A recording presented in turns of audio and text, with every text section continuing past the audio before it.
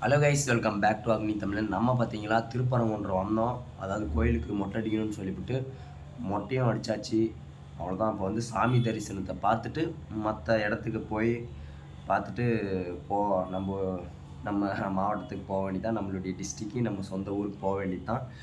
ஆக்சுவலாக வந்து ஒரு மதில் வந்து அதாவது கோயில் தங்கறதுக்கு இடம் விடுதி இருக்குல்ல, அங்கே போனோம். அங்கே ஃபுல்லாகிடுச்சின்னு சொன்னாங்க. அப்புறமேட்டுக்கு இன்னொரு இடத்துல வந்தோம்.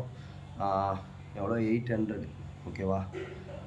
12 ஹவர்ஸ் 12 மணி நேரம் தான். 8 ஹவர்ஸா 24 ஹவர்ஸ் இல்லையா.